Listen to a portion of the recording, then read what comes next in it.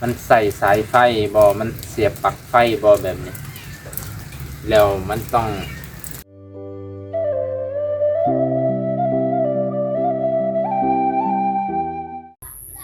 ทายสบายดีไหมพี่น้องสบายดีอีกครั้งหนึ่ง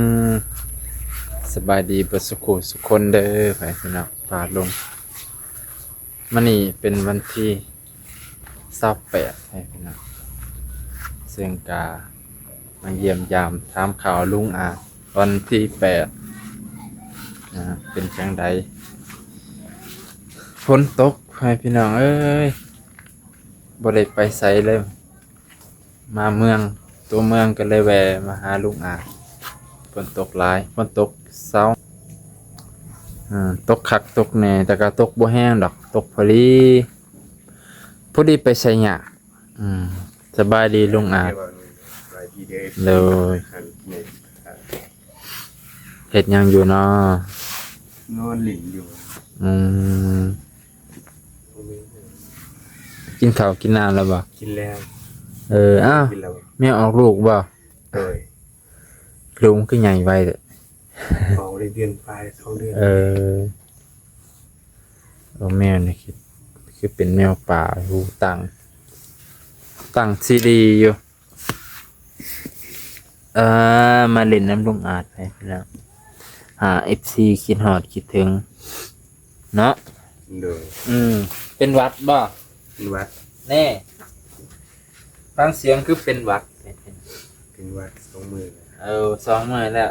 บ่น้องบ่ได้มา2 มื้อเป็นวัดเลยจากวัดติดน้ำกันไปจักติดน้ำเอื่อยบ่มันเป็นไข่แน่แล้วบ่ไข่แน่แล้วยามนี้มันวัดไข่ยามนี้มันก็จะติดกันง่ายแน่บางคนภูมิต้านทานบ่แข็งแรงก็ติดเป็นจังได๋อาการของเฮานี่แหละเอาแหละมีหลายคือบ่ติงคือบ่สั่นเลยบัดก็มีสั่นอยู่แต่ก็สึกว่าดีขึ้น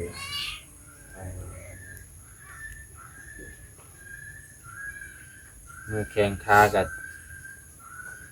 ยกย่างสบายแล้วเนาะ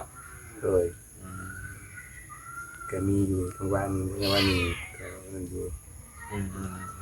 เอวก็ยังวันได้เศร้าเอวนี่ยังเจ็บอยู่แต่ก็บ่แห้งเอวนี่เจ็บอยู่แต่บ่แห้งแม่เป็นอยู่เรือนบ่อยู่มื้อวันชิ้นนี่เนาะใส่บาตรแล้วเพิ่นเขาพรรษาตักบาตรมันชิ้นใหญ่แม่นบ่เสาเก่าโอทะลุเขามือพาส่งเขามือมื้อกระตักบาตรยาน้ำพี่น้องทางประเทศลาวต่างประเทศเพิ่นก็ตักก่อนบางประเทศเพราะว่าบางวัดคือเขตนอกก็คือกันได้บ่ว่าต่างประเทศเขตนอกชนบทลาวนี่วัดใดที่บ่มีครูบาน้อยเพิ่นก็สิตักบาตรก่อนพาชาวบ้านตักบาตรก่อนเพื่อให้ครูบาเพิ่นจะได้ไปเข้าพรรษาอีกวัดหนึ่งไปกล่าวคำเข้าพรรษาอีกวัดหนึ่งนะไปร่วมยังแหละลืมแล้วเพิ่นว่าบ่แม่นปฏิบัติกรรมดอกไปร่วมพิธีกรรมทางศาสนาของครูบาอาจารย์เพิ่นนั่นแหละลงอุโบสถเนาะไปลงอุโบสถก่อนสิเข้าพรรษาอุโบสถแรก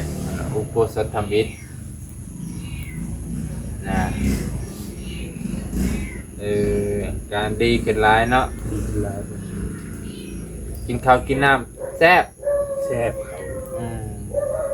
วิตามินพอเลยขึ้นหลายเลยกินเกือบบ่ติบบ่โอ้คันว่าปล่อยกินดีจังว่าจะเกือบเบิดให้กินให้แซ่บให้บ่มีอิ่มจักเทื่อดีเด้อว่าน้องนี่กิน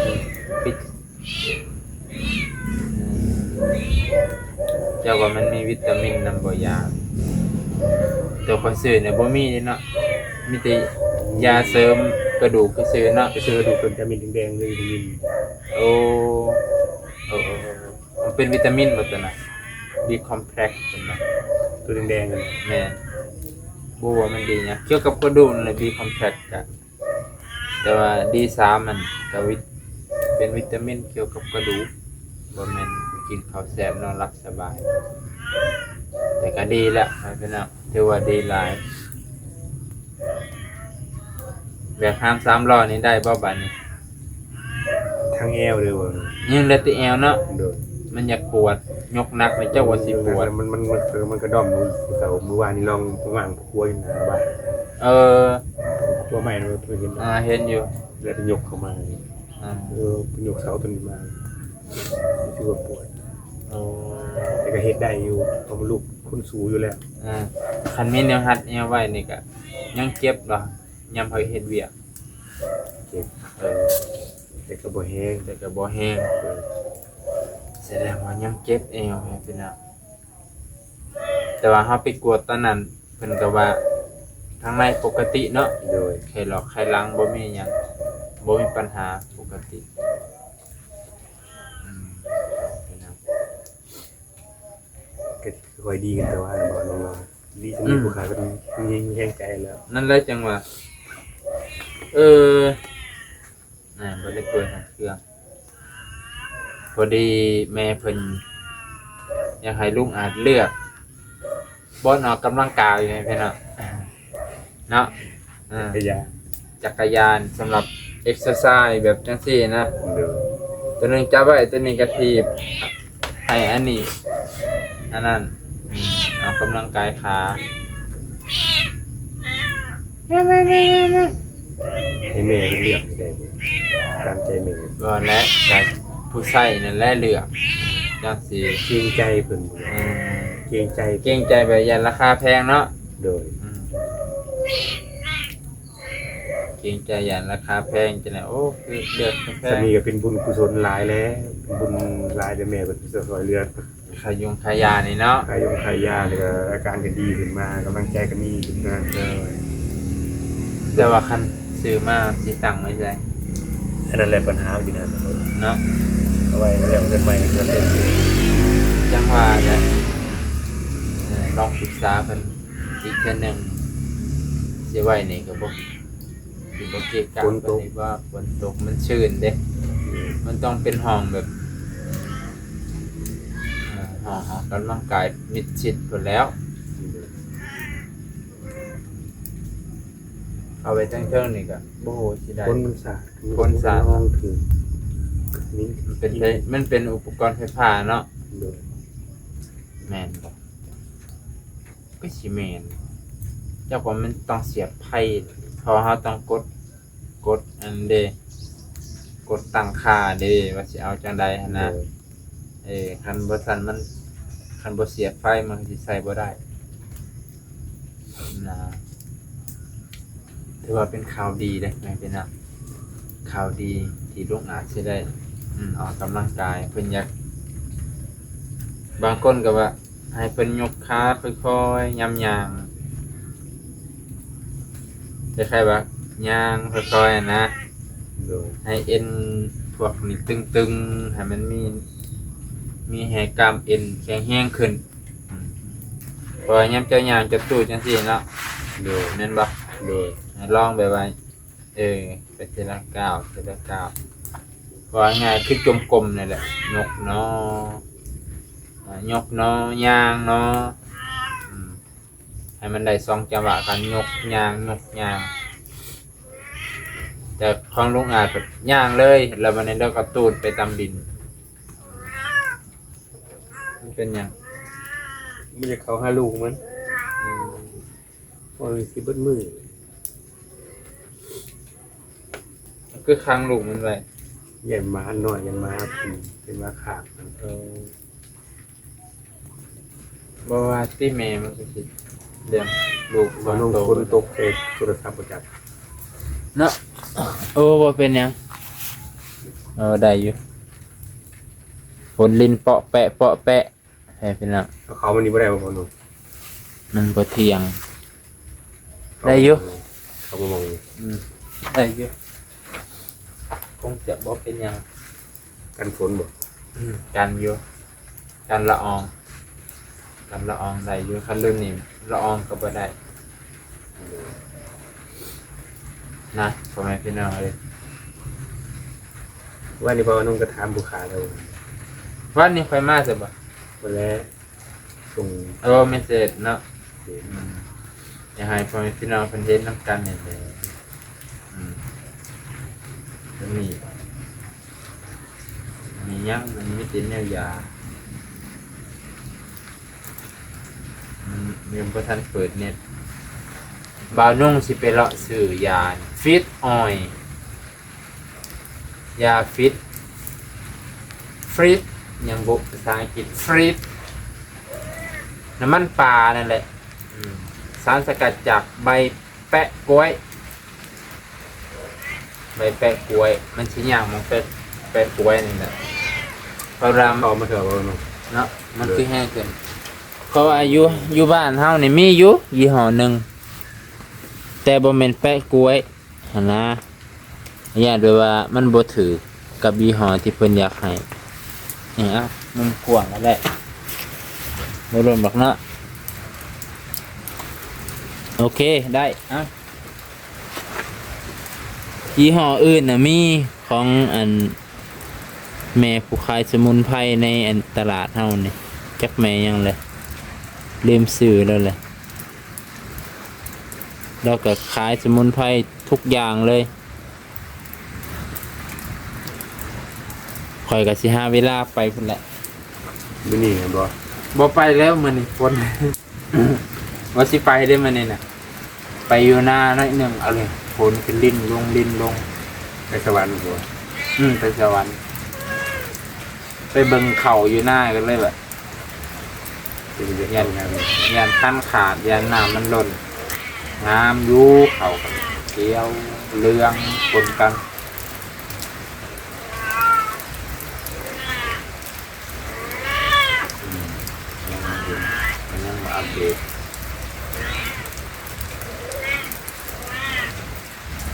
ยังมาอัปเดต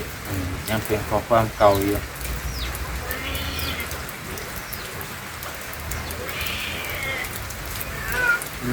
ไปเป็นอะไร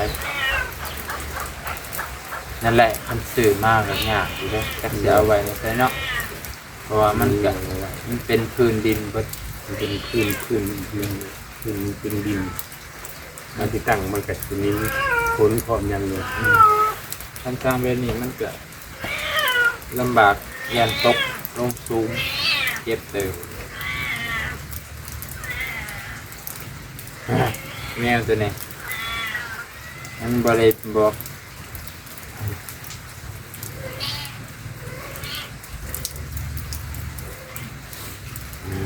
นี่ไปแล้ว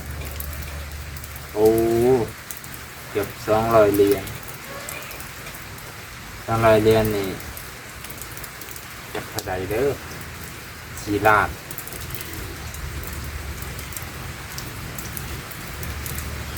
แม่นได้200 เหรียญ4 ล้านกดเขาก็บ่ได้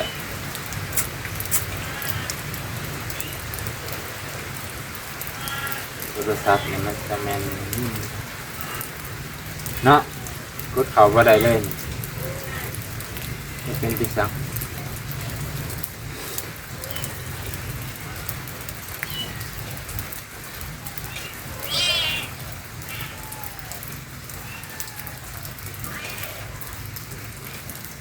เอ้าบ่ได้ก็บ่เป็นหยังไม่เป็นหยังเลยเดี๋ยวสิให้เบิ่งรูปในวิดีโอเอาก็คืออันแนวทีบนี่แหละนี่กดดาวน์โหลดแล้วเนาะ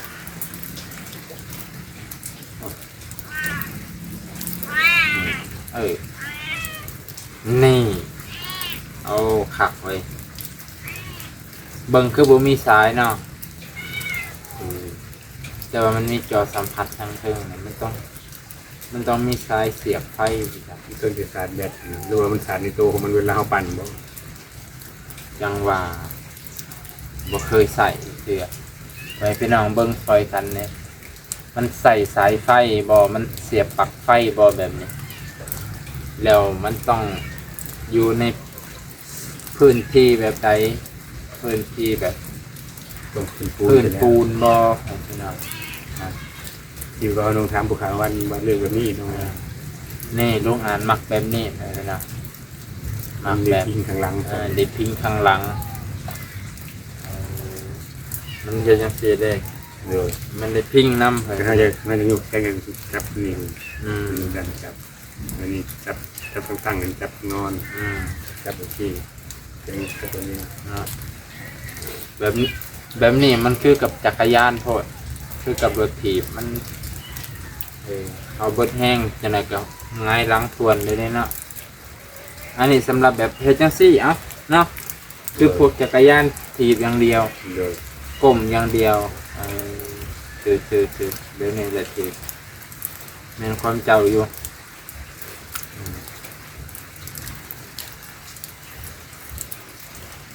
เกรงใจแม่คุณนะบอกนี่ ก็มันก็ซ้ำกัน2 อันกับอันนี้ราคาซ้ำกัน200 เหรียญ200 เหรียญ จะมีระดับ5 ดาวเลยเป็น เนาะตัวนี้ก็ตัวนี้จะดีกว่าพี่แจ๊คมันมีหลายโหมด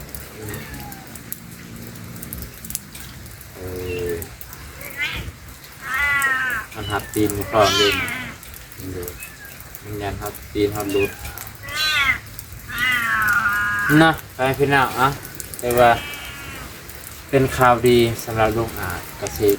มื้ออื่นถ้าฝนบ่ตกพยากรณ์กับว่าตกจนฮอดวันประหัสเกือบเขาว่าน่ะว่าฮอดวันที่30ฝนตก เลย เขาพรรษาพุ่นแหละพี่น้องเขาพรรษาแล้วกับคนจังสิเศร้าปกติทุกปีนะคนกับแบบนี้แหละทันสิเขาพรรษาแล้วฝนตกโลดเพราะว่ายามนี่มันยามหายามหน้าเนาะมันก็เลยตกเป็นธรรมดาผู้เฮ็ดหน้าก็อยากได้หน้าผู้อยู่ในเมืองก็ว่าลำบากบ่ค้าขายธรรมดามันคนละอาชีพกันเนาะ เลย อาชีพบ่นุ่งกับเฮ็ดหน้าแน่ เดินสายตัวที่ตัวน้องเนี่ย เดินซ้ายถ่าย YouTube ซอยพี่ซอยน้อง ทำทั้งบุญทำทั้งหน้าเนาะ เฮ็ดทั้งบุญเฮ็ดทั้งเฮ็ดหน้าเจ้าของแน่เพื่อปากเพื่อท้องหรือว่าเฮ็ดกับสิบ่มีข้าวตายที่ซื้อก็บ่ไหวแล้วผู้มื้อนี้ข้าวก็แพงกระสอบละ1,100หรือ1,200แต่ก่อนน่ะ1,100เดี๋ยวนี้มันขึ้นแล้วเพราะว่ามันอยู่ช่วงระหว่างเฮ็ดหน้าเด้มันก็คล้ายว่ามันอึดข้าวแหละเนาะ เขาปัญหายาก ข้าวมันหายาก เริ่มน้อยลง เล่นหน่อยลงราคาก็สูง เลย บัดข่าวร้ายราคาก็ลงช่วงเขาเห็นหน้าแซงเนี่ยแล้วเนี่ยราคาเขาละ600,000กว่าหน้าแซงปัดเขาบ่แซ่บเขาแข็ง เลย เขาแข็งบ่คือหน้าปีเขางามเพราะว่าถือน้ำฝนธรรมศาสตร์นะเป็นวัดเลยใช่ไหมที่ระบายาไม่ยา กินยาทุกที่ ติดฟี่ เลย ต่อเทียงแรง3 เวลาย่องเขาเลยดีที่สุดกินน้ำอุ่นอากาศแบบนี้ทางกายเจ้ากินน้ำอุ่นเจ้าบ่หนาวเจ้าอยู่ในนี่ โบพอดีอยู่ บอกโอ้ยเป็นเห็นเป็นนอนอยู่นี่ตลอดนอนตากลมชมวิวตากฝนอายเย็นๆจากข้างนอกท่านค่อยนี่นอนอยู่เทิงตูมประพรมแล้ว นอนยกขาขึ้นเอ็กซ์ไซส์อยู่เทิงเพื่อน แต่ว่ามันก็เปียกเลยเนาะ เลย มันเปียกมันหน่อยไปใช่ไหมนอนมันเปียกก็เลยอยู่ทั้งลุมเอามันนี่ก็คือว่าเขามองขอบใจที่รับชมเด้อเพื่อนพี่น้องรถสุขุทุกคนอยู่ในและต่างประเทศอยู่ดีไม่แห้งที่ให้กำลังใจลุงอาจเช่นเก่าเช่นเคย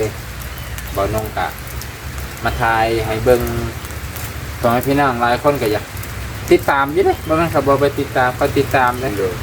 ตามแต่ว่าบางคนเขาก็บ่ได้คอมเมนต์เนาะ ผมคนไทยเด้อเก็บที่ทุกทานผู้ใหญ่ทุกทานเด้อ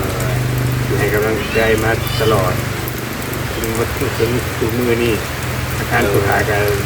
รู้สึกว่าเริ่มดีขึ้นแล้วล่ะ แน่ ผมมุกใจละลายเป็นกำลังใจให้ โดย โอ้ยอยู่ที่นี่คือเพื่อนกับผู้ติดตามดูจะขอพรรษาแล้วทักบาทกันกันทักบาทเพื่อลุงอ่านน้ำเด้อ โดยสาธุ